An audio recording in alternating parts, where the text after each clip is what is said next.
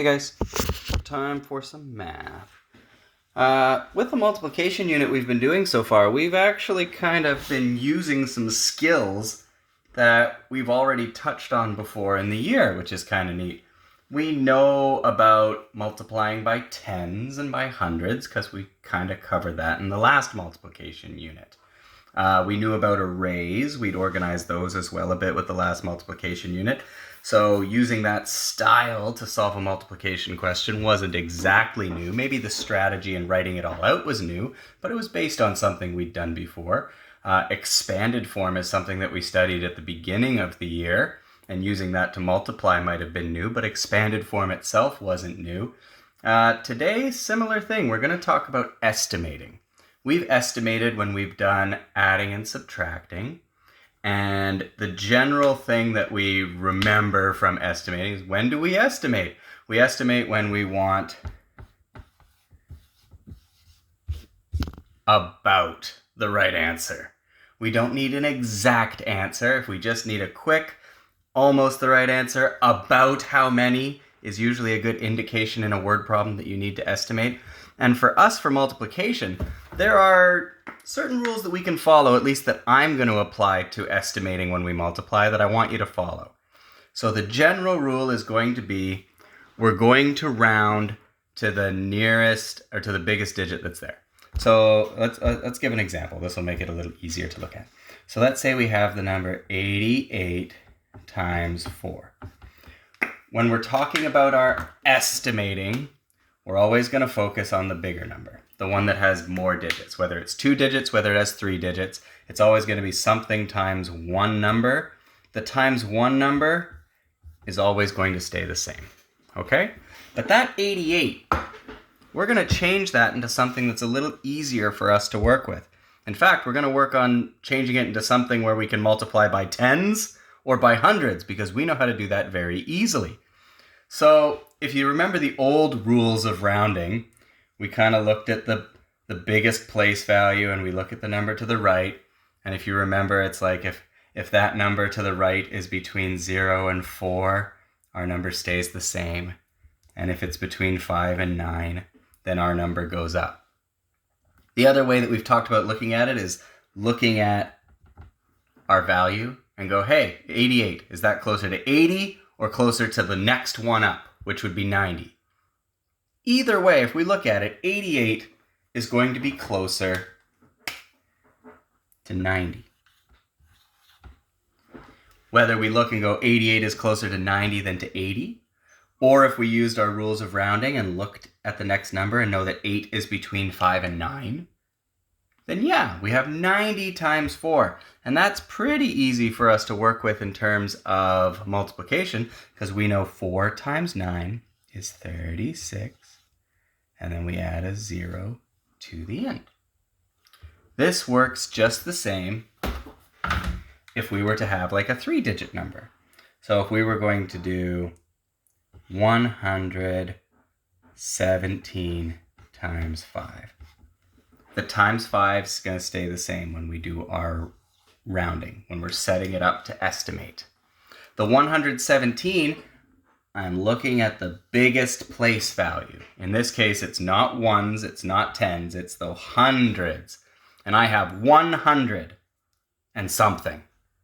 So I'm looking to see if this number is closer to 100 or the next highest, which would be 200. So 117, is that closer to 100 or 200? And I could also do that by looking to the number to the right. And if it's between 0 and 4, my number stays the same. And if it's between 5 and 9, then my number goes up by 1. So the number to the right is a 1. That is between 0 and 4. So my number stays the same and everything after becomes a 0. And that leaves me with the very difficult question of 100 times 5. Well, 5 times 1 is 5, and then 2 zeros. 500. I think once you get back into the swing of things with your rounding, these questions are not going to be that difficult. And I'm not going to give you a ton, but it is a good skill to have, especially like if you're grocery shopping and you want to know how much it costs to buy a couple I don't know. Usually I think about it in terms of like cans of soup or something like that. And if it says there $2.88 for a can of soup, then I think about it as $3. And then I think, oh, 5 cans of soup, 3 times 5, it's about $15. We're thinking about it similarly when we look at this. We're taking a number,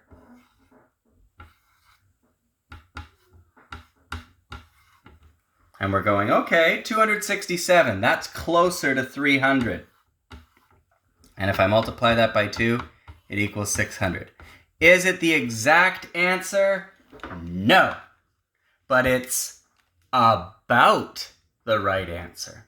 It's close enough to the right answer where if we did the real question, we could look at it and go, yeah, that's pretty close. It could be a good way to check or a good way to get a quick glimpse of about what the right answer should be. All right, let's do a couple practice ones. I'm going to give you the number 28 times 3. If we're going to estimate, we're going to need to write the equation something times something equals something. All of it would be worth a mark. What do I need to write there? Well, I know one part stays the same. It's still going to be times 3. I'm not going to change that number. But the 28, my biggest place value is in the tens column, and that's 2. So is it closer to 20 or 30? Well, there's 20, 21, 22, 23, 24, 25, 26, 27, 28, 29. I'm only 2 away from 30, but I'm 8 away from 20. Similarly, if I look between 0 and 4 or 5 and 9, 8 is between 5 and 9. So that means my number goes up by 1 and everything after always becomes a 0. So now I have 30 times 3, and that makes sense. 30 is very close to 28. 3 times 3 is 9. Add a 0 to the end. All right, one more practice, and then I'll get you going on your assignment. We'll do a big number, humongous number. 896 times 7. Humongous. But I don't really have to worry about all that, because I know that my biggest place value is hundreds, and it's an 8. I know the times 7 is going to stay the same. So I'm thinking, is this closer to 800 or 900? Well, the 9 is not between 0 and 4. It's between 5 and 9, because it's a 9. So my hundreds are going to go up by 1, and everything else stays the same. And this is all review from before, but I like saying it that same way to hopefully remind you guys of it. And now I'm just left with remembering what 9 times 7 is. And if I forget, I suppose I could look it up, or I could use another strategy. I remember my 9 times 7, I have like 1, 2, 3, 4, 5, 6, 7. So 63. And then I just have to remember to put my 2 zeros at the end. Neat.